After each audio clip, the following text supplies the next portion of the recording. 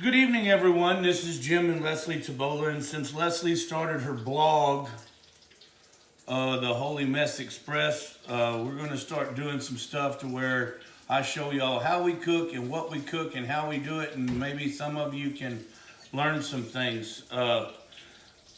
Tonight we're going to have Nelson Farms fried squash, chicken fried mule deer steak from Colorado, and the big lesson from today is I'm going to show you all how to make gravy from scratch.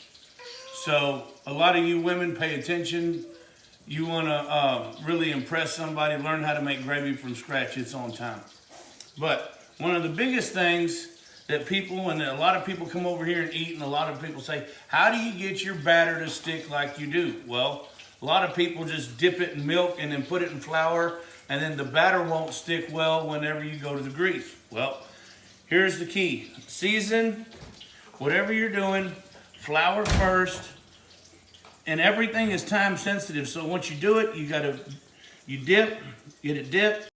Okay, so the battering, when you go from the flour to the milk, back to the flour, you can get you a few of them done before you go to the grease. But the key is don't just batter everything and have everything sitting with this wet batter sitting on it, or else it's going to get too wet and it's going to start clumping up, and then your batter's not going to stick either. So as soon as you can, get it into the grease so your batter doesn't turn out clumpy. Okay, now we're going to make gravy. I've already poured all of my excess grease out, so I've just got a little bit of grease left. And now you're just going to add your flour.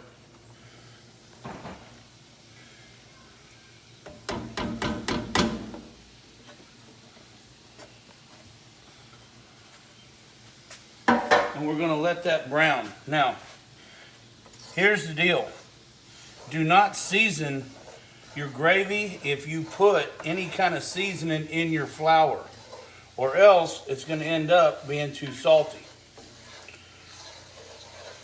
Now, a lot of people think the key to gravy is the milk.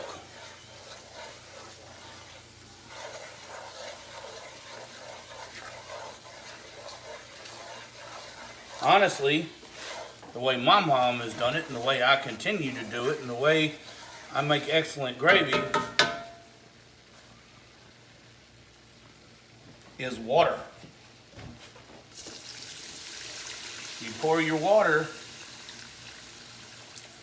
into your brown roux, and you just sit here and leave it on the heat and stir it and keep all of that broke up really nice and good, and it's going to start thickening up all on its own. Now, what I like to do, the only seasoning that I put in gravy is I'll put black pepper, because it needs something. See, it's already getting thicker.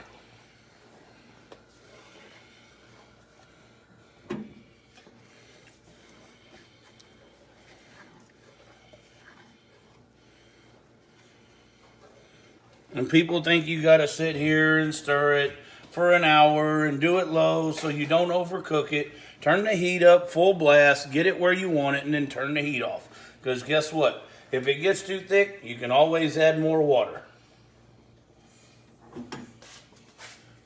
And the only time I will use my leftover egg wash, milk and egg, and I'll pour it in here just to give it a little bit different color. And some people like gravy thinner, some people like gravy thicker. This right here is about perfect to me.